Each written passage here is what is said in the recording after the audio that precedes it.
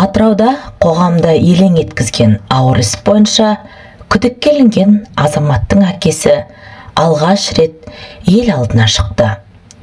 Ол ұлына тағылған айыптауларға жүрегі сенбейтінін айтып, жан айқайын жеткізді.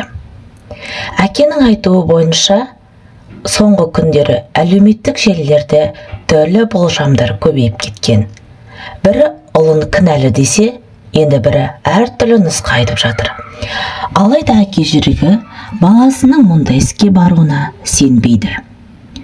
Ол телефонды ашсаң болды, бәрі бір бақытқа бұрылып кеткендей. Әркім өз жорамалын айтып жатыр.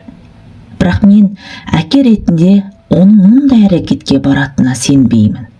Мінезі жұмсақ, ешкімге жамандық ойламайтын бала еді, деп көзіне жас алды. Бұл сөздер қоғамды екіге бөлді. Бір тарап күдікке сенбесе, екінші тарап істің шындығы тергеу барысында анықталатынын айтады. Ал әке үшін ең ауыры жұрт пікірінің тасқыны. Себебі әр ата-ана баласын жамандықпен байланыстыруды қаламайды. Атырау өңіріндегі бұл жағдай көпшілікке бір ой салды.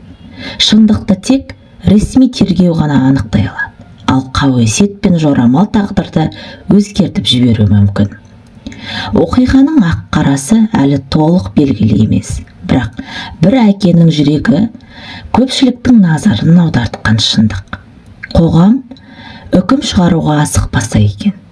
Осындай шынайы оқиғалардың астарында үлкен тағдырлар жатады. Келесі бөлімде бұл істің қалай өрбігенін баяндап береміз.